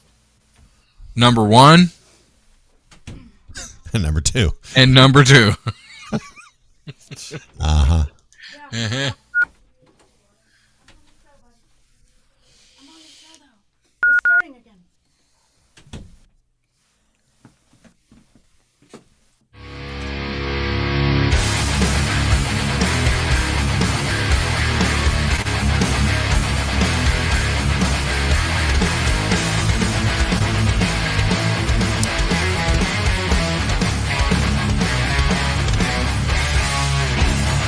All right, we kind of got cut short over there a couple minutes ago. I do want to finish this thought, even if we don't go any further than this, but I kind of related it to like if you get pulled over 3 times for speeding, a lot of times in places you will lose your driver's license. Something more extreme is going to happen. Your consequences will get worse. In some countries, Saudi Arabia being one of them, if you get caught stealing, you get your freaking hand chopped off. So people are going to learn from this kind of stuff. But if you continually tell somebody or give someone the same discipline that they get used to, and they're like, whatever, that's all they're going to do. So what? You're it's going to quit working, because there are people out there who will not learn, who are headstrong. I don't think the same thing works for everyone. You're It's right. not- Let the punishment fit the crime, but also fit the person, because we That's all the have tough part. we all have different thresholds. We all have different we all have a different reward versus punishment system. I would kind of equate, this might be a stretch, but bear with me and hear me out here. I would kind of think your love language, if everyone knows what that is, I know you guys do, might also translate to how you react to certain disciplines.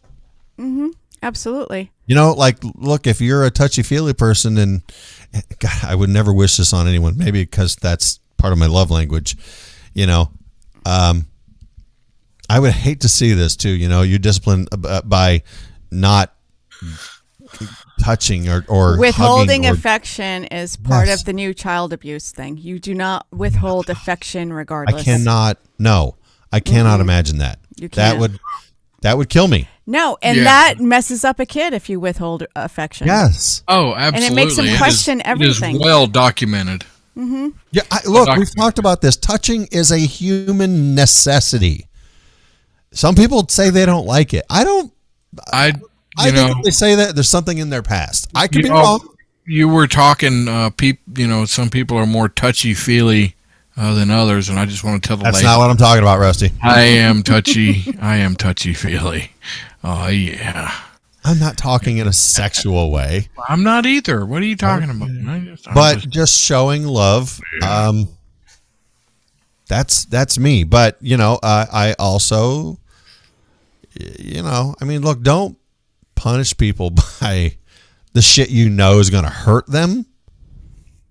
But I don't know, how do you intentionally Childmind.org. hurt. Childmind.org has a ton of resources.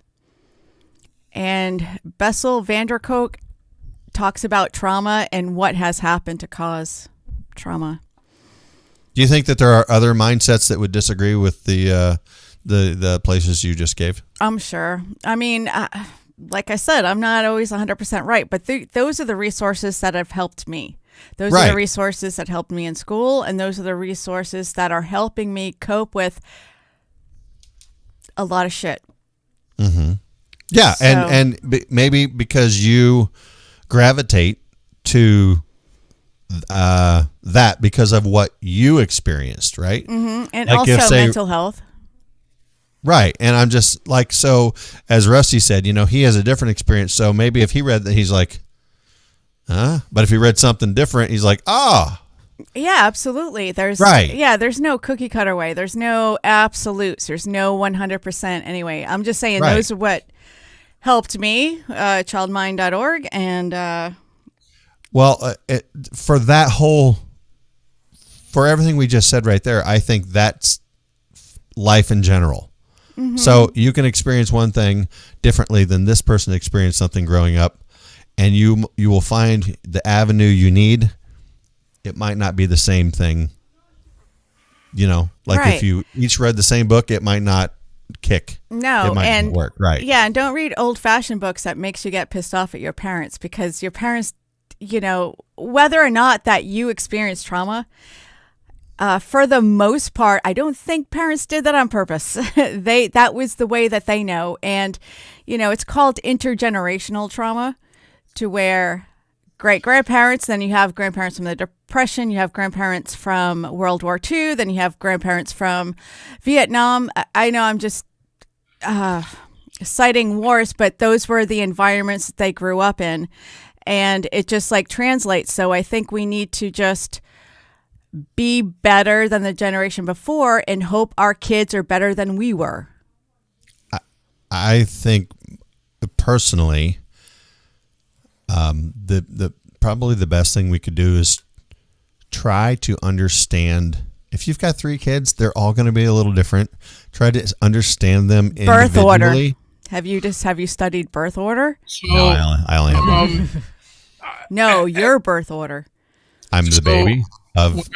when I first heard this from a grandmother on my paternal side, I thought it was really strange. But then I don't know. Later on, it was kind of made me think that she had said the phrase that she didn't want life to be easier for her kids because it would make them less Appreciative.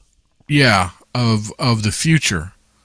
It depends on what. It depends on the kid.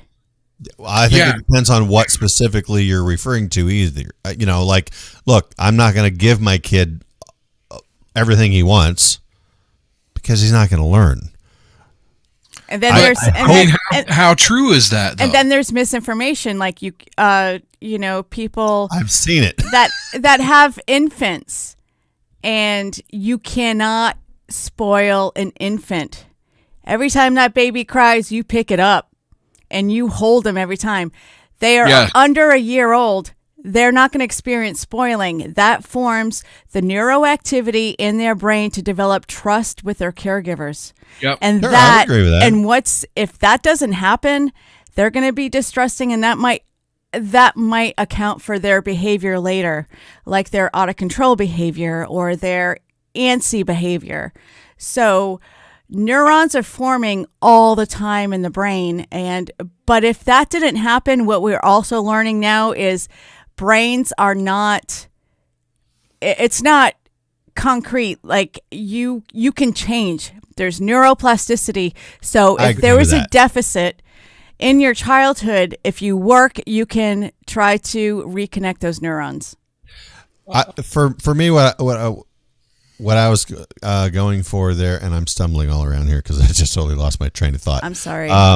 Like if you give a kid a toy and he just treats it like shit, and then you're like, oh, well, your toy broke, I'll just buy you another one. Well, how about you teach the kid to treat his stuff better, because I'm not going to just buy you something if you go break it all the time. Yes. Right. I know that part, but I was talking about. Because the statement he made could be taken in many different ways. I'm talking about an infant. I'm talking about these specific life stages and touch. What he was saying was he didn't want to what was it? What did you just read something? Have their kids have it easier? Rusty, what did you just say? Yeah, no, my paternal grandmother said she did not want life to be easy or for her kids to have more than she. I don't think I said that before. She didn't want her kids to have more than she did because they wouldn't appreciate things, and how to get it. That's just. I don't agree with that. At least the way you said it. I mean, yeah, for me, it's like you can you can have as much as you get, whatever you can get, but yeah, you should be able to work for it and understand that you have to be responsible. But one thing I read a lot before Ashley was born, I read a lot on parenting, and one thing that stuck with me, and I did when she was a couple of days home from the hospital, and it worked. I mean, I guess it worked. I don't know, because she was good from then on, but was like Melissa said, you don't go to the kid when they're crying and you just leave them crying. When there's nothing wrong and you can't do nothing, you just leave them crying.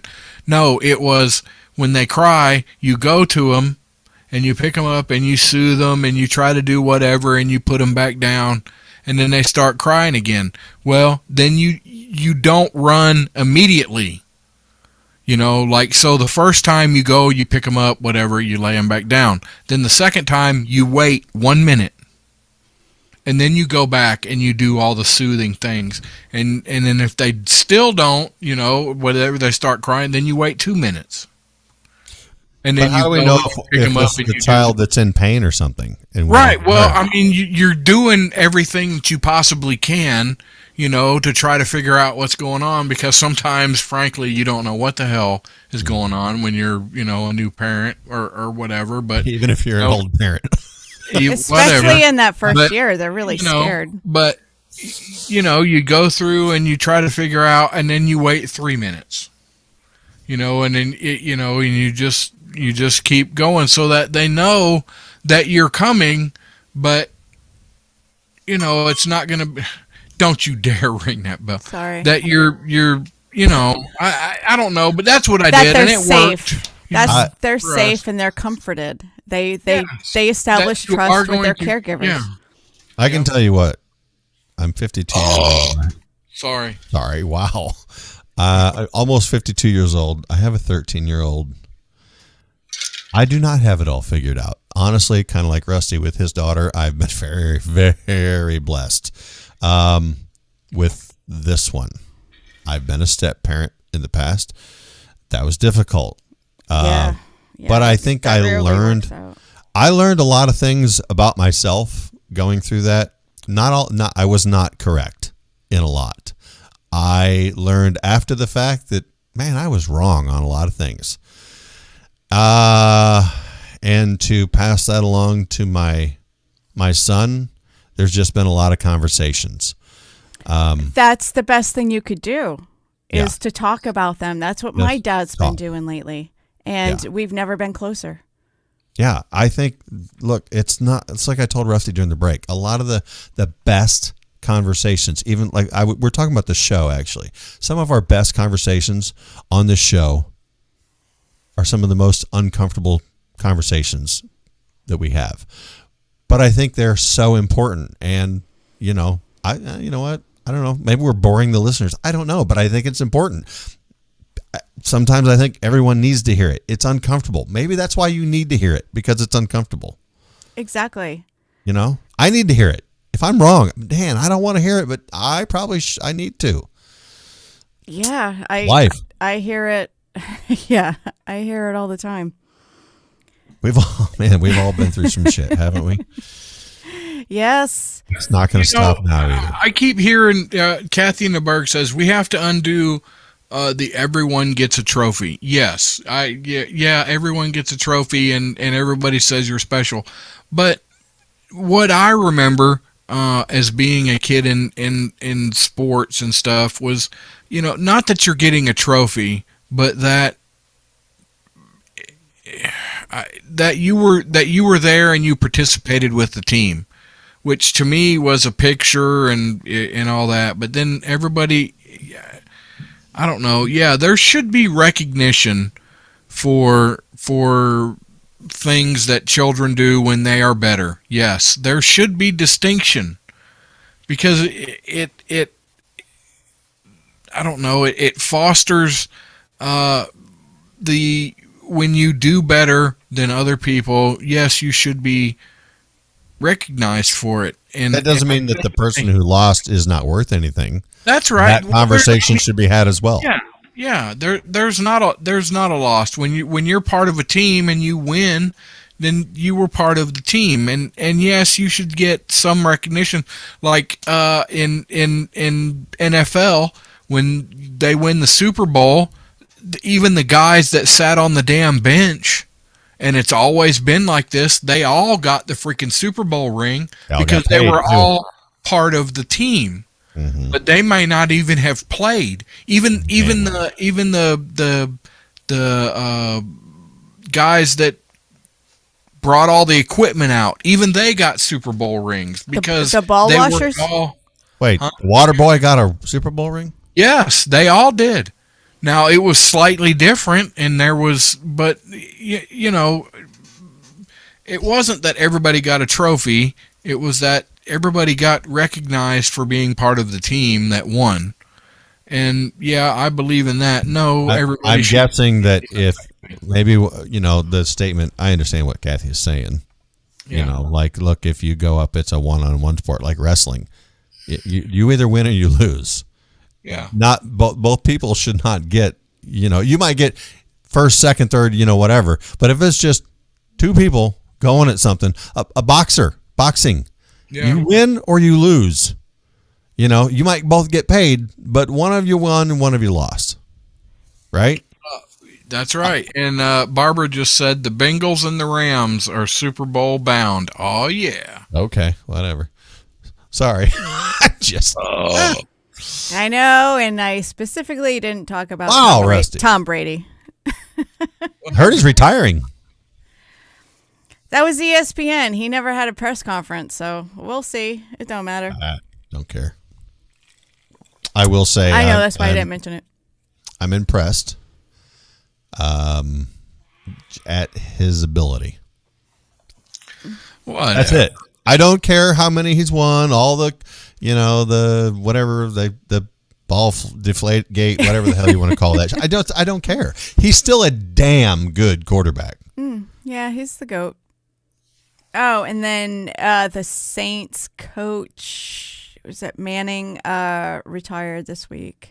I don't know. I don't know about sports. I'm a girl. I need to stop talking about it. I'm not. Hey, question, Rusty. Yeah.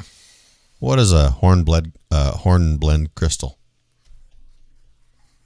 Oh, there was going to be a test on that. It is a crystal that is formed when there is water present in the magma of he remembers in a volcano. Yeah. Before the show, we were not doing show prep. We were watching the History Channel and volcanic activity and how certain things were formed, and I wrote it down. Rusty goes jokingly, he's like, there's gonna be a test on this later. I'm like, I'm writing this shit down right here, and I'm gonna ask him about it. He remembered. So I didn't realize. How many other people? Let's see in the chat. Realized that there was a tsunami that affected a lot of other countries when this Tonga volcano erupted. Did y'all see that? What happened to your tongue? Your tongue's okay? Yeah.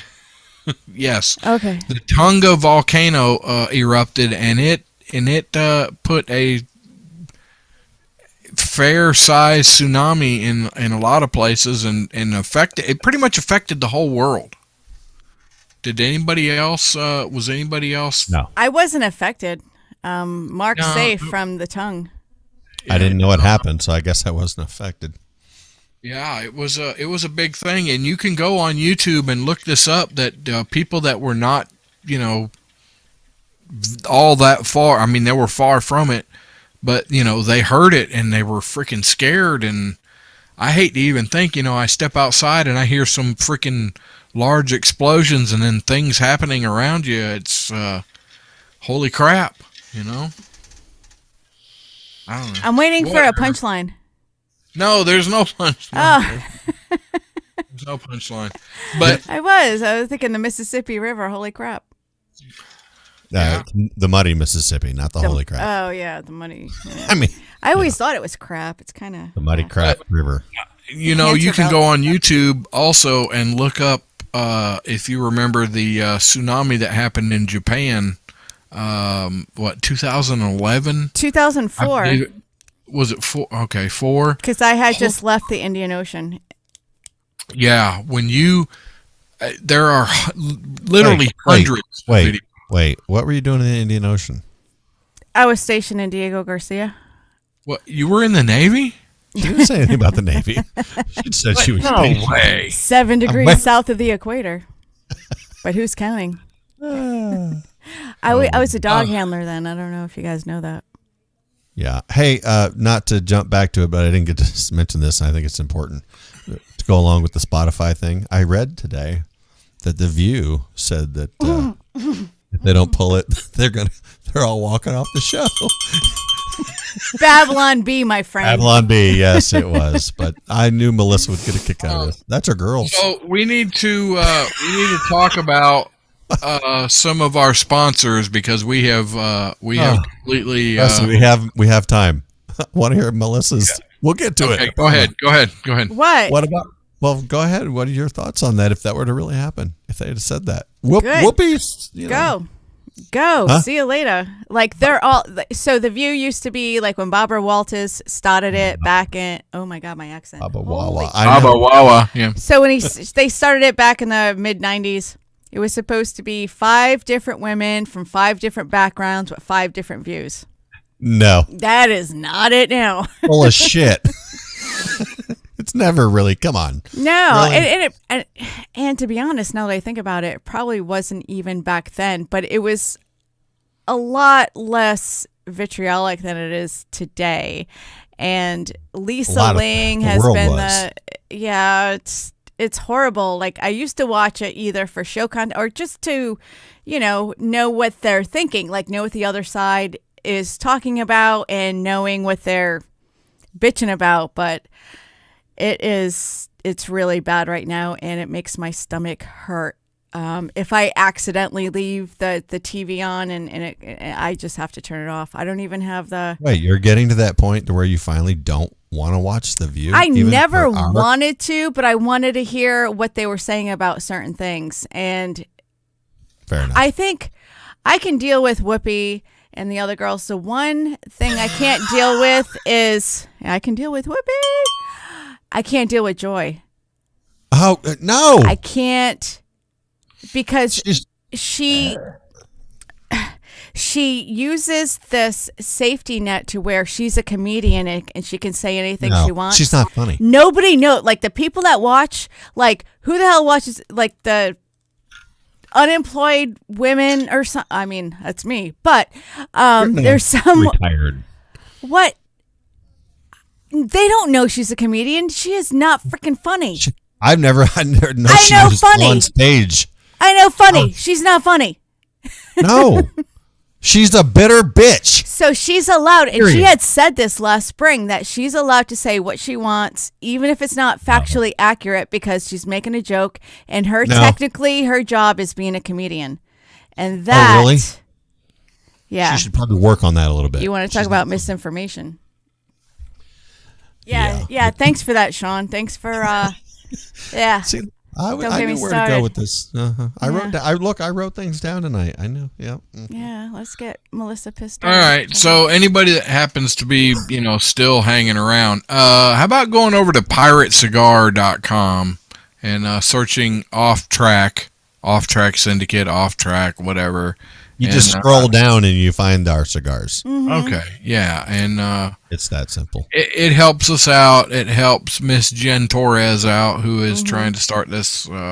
If Well, you, on top of it, you get a good cigar. if you get the Mississippi, you get a little south in your mouth. There you go. Whoa. She's winking. She's winking at that one guy.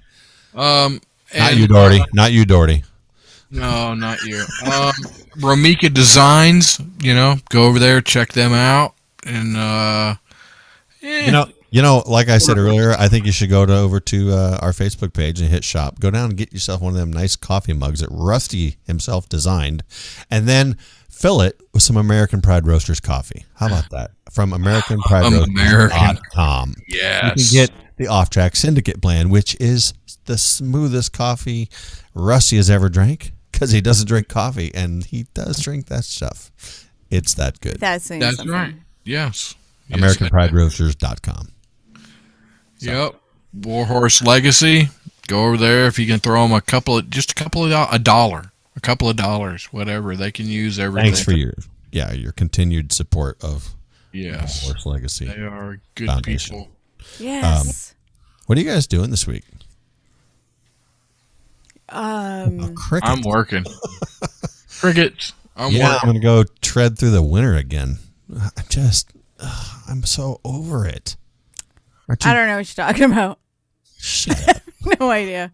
I'm gonna be. You're fixing to get the Midwest to the Northeast is gonna get hammered from Tuesday to about Friday. Really, the Northeast again, or just Yeah, or the Northwest. Yes. Well, yeah, it'll move that way. Wow. I have to go to Indiana to Iowa, back to Indiana, and then going to San Angelo, Texas again. And I gotta, but when I'm coming back through, that's the 8 to 10 inches. So we'll see how that goes. Yeah, you better take some tire chains. No, because you're gonna need it. No. You know what I'll do? Park it. Park and sleep in a hotel. Yeah. Pocket. Yeah. I'll just it's not worth it. Park it in the garage. You won't get any of the weather. She likes it when I park in the garage. Yep. I mean, nothing better. Come here, Gilly. Warm and snugs. Yeah, our Gilly. How is our mascot doing lately? She's good. She's really good. Just because I have that little side gig walking dogs. Man, she gets pissed off. Is that a euphemism? Yeah. No, I really do walk dogs.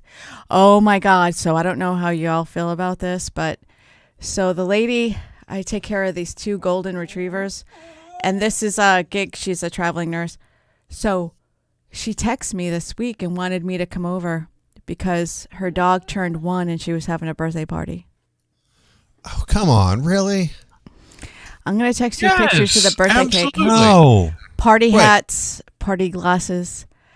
She wrapped the gifts.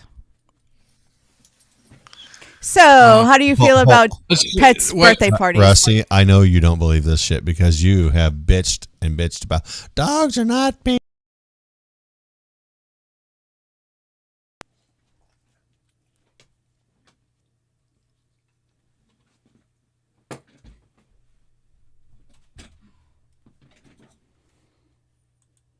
Yeah, I just. Where's Gilly at? I do. You know, like Christmas. I bought a dog toy. You know what I mean? I bought a couple cat toys, but that's it. I didn't wrap them. There she is. There's our girl. Hi, Gilly girl. She can't hear us, can she? No. No. Here, do it again. Oh. Hi, Gilly. Gilly. She's actually putting the earbud in her ear. Look at her eyes. Gilly. She's Hi, like, Gilly girl. Hi, Gilly. Hi, and if for all of the listeners who are not watching, Gilly is amazing. She is just a great dog. She's our official Track Syndicate mascot. Yes. So, well, guys, I really appreciate everybody hanging out with us this evening. Right? You should do that more often. As a matter of fact, if you want other people to hang out with us, maybe go over and throw that share button out there. Hit the share button. Send it out to your friends. That would be great. We can grow the show. So, until next week, stay safe, stay warm. And if you live on a beach, whatever.